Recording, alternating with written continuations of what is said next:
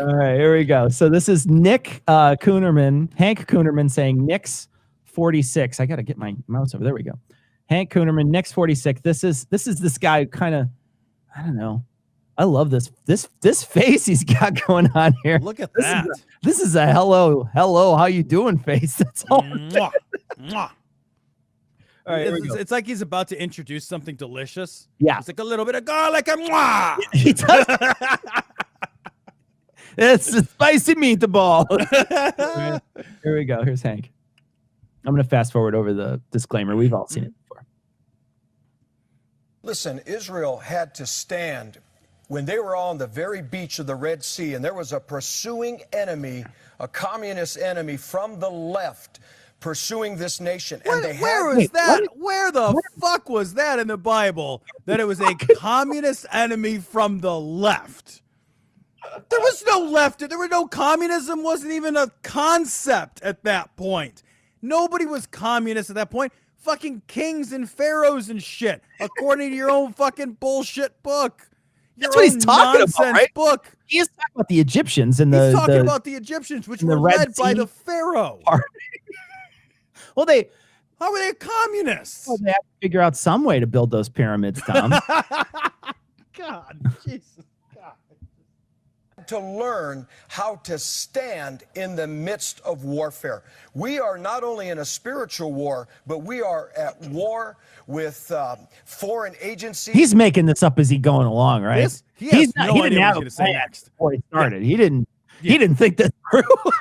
There's like, he's like in a verbal go-kart all the time, with just the pedal mashed down and no idea where he's going. It do that wind whipping through his hair. Just John is talking, guys. Don't know what's coming out next. It's gonna be an adventure, though. It's that cringy thing that Michael Scott does on The Office when he says sometimes I start a sentence and I don't know how it's gonna end, and then he essentially does that with everything he says. Entities that are trying to steal, and those in our nation trying to steal our future. And here's what I cannot understand. Why? Hold on. When Trump was elected, God did. But when Biden was elected, someone's trying to steal the election. But Cecil, this is actually perfect. Trump has made this perfect because they're going to say Biden wasn't elected. Yeah. Right? So Trump is actually given these evangelical. I've been wondering this whole time, how are they going to pass this off? Because when it was Obama was the devil, right? Because black people are scary. Right. So Obama was the devil, but then Trump was anointed, and you have to support, because God don't make mistakes or whatever. And, hand of God makes everything happen. But now Biden, God didn't want that to happen, and this happened despite of God. Incidentally, Cecil, I have a home with 4 kids in it. Yeah. They don't do things I don't want them to do because I'm the grown-up. If there was a God, how the fuck did God lose control of it? Right, yeah. God simultaneously intervenes and loses control. Right. All the time. Yeah. How could both of those things be happening? Well, when it was Trump's turn, I totally got my hands all up in there, and I did. But then and we talked Democrats, about. I don't know how those Dominion voting machines work. Yeah. I got to get my grandkids to show me these computers. Sorry, so I had to have Gabriel set the alarm clock for me. Look, my VCR is still blinking 12. You know what I mean? Every time I talk into this remote control for the TV, it doesn't ever bring up what I want. But Alexa, let there be light. Sorry. Stand. And God is watching right now. You heard Mike's word on the street. I want to give you the word from heaven. God is looking from the throne room. And the throne room? He's taking a shit. He's in there. He's on his phone. He's scrolling. He's on Tinder on the shitter. He's doom scrolling. He is saying, who is actually, if you're on the shitter, it's boom scrolling. I mean, come on. Boom. And who is standing strong, believing me God, that I will and I can turn this thing around. Does he talk like that? Because he talks like a moron if he talks like that. Whenever they do that, if you listen to this, just listen to this statement. And he is saying, who is conceding and who is standing strong, believing me, God, that I will and I can turn this thing around. What does the punctuation look like in that sentence? Fucking diagram one of his sentences, and your life is over. Your life is just, that's how you're spending it now. That's it.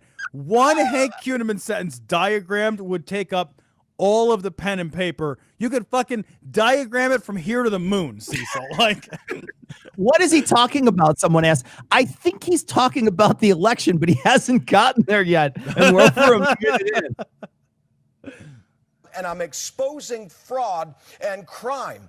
And so the longer this plays out, the more the truth is going to be revealed, and it's exactly what God wants. Let me say this to you. What's alarming to my spirit, and I believe grievous to God. Now listen to me, preacher, if you're watching. Listen to me, politician, if you're watching. Why are you conceding when the majority of true Americans want honesty and integrity, and we did not get that in this election? I think we,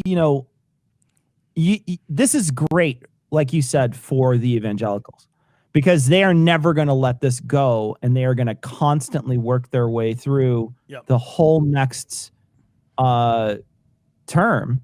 And they're never going to say that he was elected, and they're constantly going to be replaying this narrative over and over and over and over again. And every single time from this point on, if a Democrat wins anything, it's going to be a rigged election. Yeah, this is their get out of inconsistency card, right? Like they just it was rigged, and but I do think they're going to have a harder time saying that God intervened, right? So. Because that's going to be challenging to be, God intervenes when it's my guy, and then God tried to intervene when it was your guy, but he didn't get there on time. His God car broke down. It stopped for donuts, so you wouldn't be mad. It's a whole thing. There's a great comment that just flew by. Somebody said, "This is the speech that Crenshaw's wife vamped when he left her on the podium." I love it. I gotta get the fucking mouse over. There we go. There we go.